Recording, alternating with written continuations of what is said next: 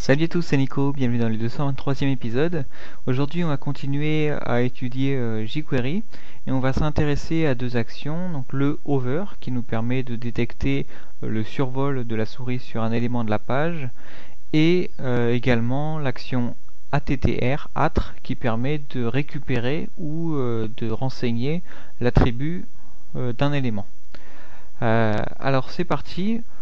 Aujourd'hui donc j'ai commencé à créer une page, donc celle-ci, qui me présente donc un titre, quelques paragraphes et trois images. Et l'objectif ici, ça va être de remplacer ici le petit texte qui est affiché au survol de la souris sur ces images, sur ces photos, via l'attribut title, de remplacer donc ce titre pas très beau par un titre un peu plus accueillant, un peu plus sympa, qui va s'afficher au-dessus de l'image, en bas, avec un petit effet, pourquoi pas, pour faire que ce soit plutôt sympa à regarder. Alors, la première chose, c'est que je vais uniformiser l'apparence de ces trois photos. Donc je leur ai donné une classe super titre. Donc en gros, on va jouer sur uniquement les images de la page qui possèdent cette classe super titre. Alors ici, donc je fais point super titre. Et là, donc je vais leur donner une taille, une largeur de 300 pixels. Ok.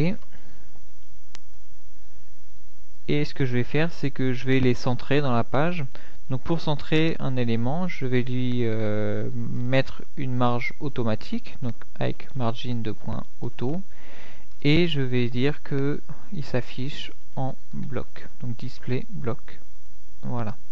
Et donc là, mes photos sont maintenant centrées. Alors, je vous ai parlé de cette action over. Alors, pour la mettre en place, donc comme d'habitude, on met notre sélecteur. Donc là, le sélecteur, ça va être les images qui possèdent la classe super titre. Et ensuite, point over. Alors, ce point over a l'image du point clic qu'on a déjà vu auparavant et qu'on a utilisé de nombreuses reprises dans les dernières vidéos. Il prend en paramètre une fonction anonyme. Cette fonction anonyme, par exemple, on va lui dire hop, de nous mettre une petite alerte survolée. Ok, je sauvegarde, je rafraîchis et voilà. Donc, quand je vais déplacer ma souris au-dessus d'un élément qui possède la classe super titre, ça va me déclencher donc cette alerte survolée. Alors, ce qui est sympa avec ce hover, c'est que on va voir par la suite que ça peut être très intéressant de non pas avoir une seule fonction anonyme, mais d'en avoir deux. En fait, celle-ci, elle est déclenchée lorsqu'on va survoler un élément, mais ce qu'on va souvent utiliser, c'est une autre fonction lorsqu'on va quitter le survol d'un élément. Par exemple, vous avez déjà vu, lorsqu'on survole un lien avec la souris, le lien change de couleur, et ensuite, lorsqu'on quitte le survol de ce lien, eh bien on va retrouver la couleur originale. Donc là ça va être la même chose. En fait, je vais ici faire virgule et déclarer une autre fonction anonyme ici. Et si on regarde en fait la structure, ce hover aura pas un seul paramètre, il en aura deux séparés par une virgule. Et donc là je vais faire une seconde alerte, fin du survol. Ok. Alors ça va peut-être pas être très pratique à vous montrer. Hop, alors voilà, survolé et fin du survol. Voilà. Donc ça c'est bien, mais ça n'a rien à voir avec ce qu'on veut faire pour le moment. Donc je supprime ça. Je vais garder quand même la structure avec le survol. Ce que je vais faire ici, c'est qu'au survol, je vais donc me créer ce petit texte, cette petite légende de photos. Donc pour faire ça, je vais en fait créer dynamiquement un élément, une div, qui comportera comme texte le contenu de l'attribut title de l'image en cours. Alors voilà, je vais recharger ici ma page et donc je vais faire $de this. Donc $de this, ça va être l'image survolée. et moi il va falloir que je me crée un nouveau texte. Alors je peux faire after, et ici je vais me créer mon nouveau texte, donc il sera dans une div. Cette div, je vais lui donner une classe, par exemple légende ou titre. Voilà. Et donc à l'intérieur, je vais renseigner le texte contenu dans l'attribut title. Et pour faire ça, donc je fais $2is.attr, ce dont je vous ai parlé dans le début de la vidéo. Donc cette nouvelle action attr qui permet de récupérer le contenu d'un attribut, et donc l'attribut ça va être title. Et donc ce $2is.attr de title va me retourner ma voiture 1 si je survole cette image, ma voiture 2 si je survole celle-ci, ma voiture 3 si je survole celle-ci. Ok, donc moi ce que je vais faire ici pour le moment, c'est simplement, lorsque je vais survoler, je vais juste après l'image survolée, je vais rajouter une div qui comportera le texte contenu dans l'attribut title de l'image. Donc je recharge et voilà, au survol, j'ai ma voiture 2 qui a été rajoutée. Si je me retire du survol et qu'ensuite je reviens, à chaque fois, je vais avoir ma voiture 2 qui va être rajoutée. Alors ce que je vais faire pour le moment, c'est simplement rajouter un petit peu de style. Donc en rajoutant ici dans mon style CSS, donc titre, et ici donc ça va être là aussi du display block avec une même largeur, 300 pixels. Là aussi ça va être centré. Comme couleur de fond, je vais lui donner une couleur de fond noire, mais avec une opacité, donc pas tout opaque, mais un petit peu de transparence. Par exemple, une opacité à 0,8 et une couleur blanche. Je vais pour l'instant tester comme ça. Ok. Donc voilà ce que ça me donne pour le moment. Alors, je vais centrer le texte avec textalign $center. Je vais changer la police.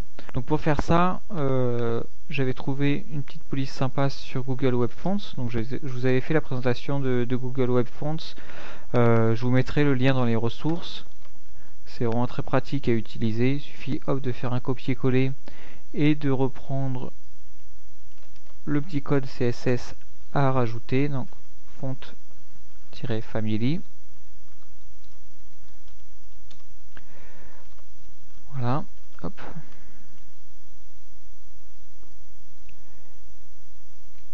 Ok.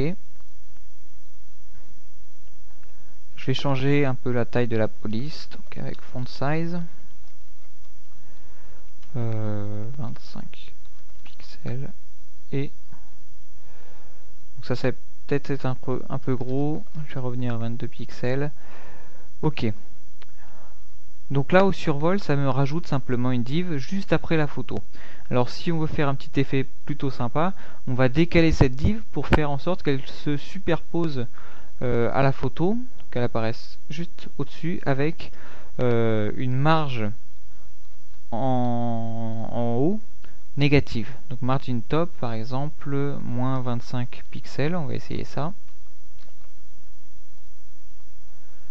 Voilà, et ça apparaît bien au-dessus de ma photo actuelle. Voilà.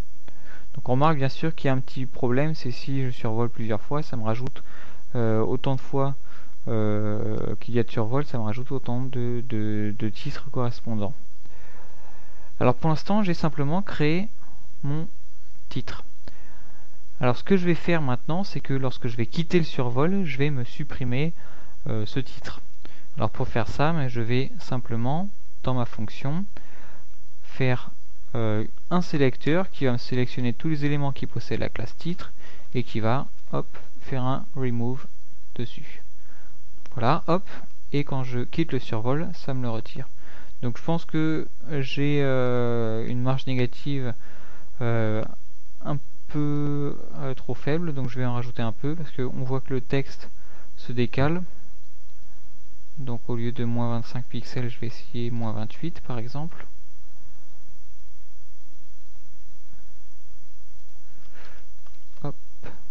27, voilà, maintenant c'est bon en moins 27 pixels. Donc ça va dépendre ça de la taille de la police et de la police utilisée. Sinon on peut fixer soi-même la hauteur, je vais pas le faire. Ok, donc pour l'instant ça s'affiche bien. On va remarquer quand même qu'il va y avoir un petit souci qu'on voit ici. Lorsque je vais survoler avec ma souris, j'ai à la fois donc le titre que j'ai rajouté et également la petite infobulle, le petit titre original qui reste. Alors pour que ce soit un effet un peu plus sympa, je vais supprimer ce titre là. Alors pour faire ça, je vais réutiliser l'action attr, sauf que cette fois-ci je vais l'utiliser pour assigner le contenu de l'attribut title. Donc juste ici, lorsque je vais survoler, je vais faire $10.attr title, et cette fois-ci en second argument c'est la nouvelle valeur de l'attribut, et ici je vais mettre ça à vide pour vider le titre. Ok, et maintenant lorsque je vais survoler, je vais plus jamais avoir le titre original qui va apparaître. Alors en revanche, si je fais ça, on voit que ça marche la première fois, mais qu'ensuite ça fonctionne plus. Alors c'est normal, puisque quand je fais le survol, je demande d'afficher dans mon nouveau titre le contenu de l'attribut title. Sauf que si ensuite je le vide, la seconde fois, ici, ça va m'afficher un titre vide, et c'est pour ça que on voit rien. Alors ce que je vais devoir faire, c'est dans ici la seconde fonction, lorsqu'en fait je vais retirer la souris, il va falloir que je réassigne le titre original dans mon attribut title. Pour faire ça, donc je vais venir ici, juste avant de supprimer le titre, parce que si je supprime le titre, je ne pourrai pas le récupérer. Je vais faire $6.attr title, et donc pour remettre le texte, c'est $2.titre.text. En gros, je récupère le texte contenu dans l'élément qui possède la classe titre et je le mets dans l'attribut title de l'image survolée, de l'image sur laquelle on avait le survol mais sur laquelle on arrête de survoler. Ok, et je vais retester. Donc ça marche une fois, ça marche bien une seconde fois, etc. Donc là ça fonctionne bien. On ne va plus avoir cette petite infobulle qui va nous présenter le contenu de la balise title, et ça fonctionne bien à chaque fois. Alors maintenant on peut rajouter un petit effet. Pour faire ça, je vais utiliser le slide down et slide up qu'on a vu déjà il y a quelques vidéos de cela. Si j'utilise tel quel slide down pour dérouler le petit texte lorsque je vais survoler, et slide up lorsque je vais quitter le survol, on va voir que on va pas voir la différence, justement, parce que le texte va être affiché directement. Donc pour voir ce petit effet, il va falloir que d'abord je le masque, d'abord je masque le titre, puis ensuite je le déroule. Donc avec hide enchaîné de slide down. Ok. Alors là on voit que je me suis un peu gouré dans le sélecteur, puisque le hide et le slide down vont être faits sur $2.10, qui n'est rien d'autre que l'image survolée. Alors pour pouvoir enchaîner comme ça, ce que je vais faire, c'est au lieu d'utiliser after, je vais utiliser insert after. Vous vous souvenez de la syntaxe qu'on peut inverser, soit mettre en premier l'élément existant et en second le nouvel élément, soit mettre le nouvel élément en premier et en second l'élément existant. Donc c'est ce que je vais faire ici. Hop, $de le nouvel élément inséré, point insert after, et entre parenthèses $de 10. Je referme bien ma parenthèse ici et j'enchaîne avec .hide et .slideDown qui cette fois-ci vont être exécutés sur le titre. Je recharge et voilà. Cette fois-ci au survol, j'ai bien mon titre qui va apparaître comme ça, avec un petit effet sympa de déroulement. Ce que je veux faire, c'est que lorsque je quitte le survol, hop, que le texte, que le titre là, se renroule sur lui-même. Donc je vais mettre en place le slide up. Alors juste avant ici le remove, je vais faire .slide up. Ok, je recharge et je vais tester. Et là, donc ça fonctionne pas. En fait, si ça fonctionne, mais on n'a pas le temps de le voir puisque l'enchaînement se fait tellement rapidement que ça commence juste à renrouler l'élément et ça le supprime tout de suite après. Alors pour qu'on supprime l'élément uniquement lorsque la petite animation s'est terminée, il va falloir que je fasse une action qu'on appelle callback. En gros, dans le slide up, je vais préciser un paramètre qui est là aussi une fonction anonyme. Et cette fonction anonyme, elle va être exécutée uniquement lorsque ma petite animation d'enrôlement va être terminée. Et donc ici, je suis avec $2 dans le titre actuel, dans le titre sur lequel on exécute l'enroulement. Donc je fais $2.remove. Donc pour résumer, sur le titre, je l'enroule et uniquement lorsque l'animation est terminée, je le supprime. Ok, j'oublie pas le point virgule à la fin et je sauvegarde. Voilà. Donc cette fois-ci ça apparaît bien et ça disparaît bien. Ok.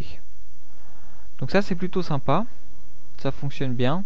Sauf que là vous voyez que je suis allé un petit peu vite et j'ai eu un problème puisque ma voiture 1, ma voiture 2 pour cette deuxième photo, en gros si je vais un peu rapidement, voilà, là on s'en mêle complètement les pinceaux et on va avoir quelque chose qui fonctionne pas du tout, en fait quelque chose de bien buggé.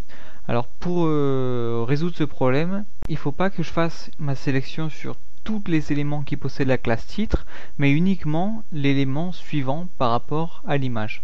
Donc pour faire ça, on va utiliser .next, donc non pas $2.titre, je vais faire $2.this, donc qui définit l'image sur laquelle on a effectué le survol, et donc .next pour récupérer le titre suivant, et .text cette fois-ci pour récupérer le texte, le titre de cette image. Je sauvegarde et je vais réessayer. Ok. Voilà, et cette fois-ci on peut aller très rapidement dans les survols, on va plus avoir de problème.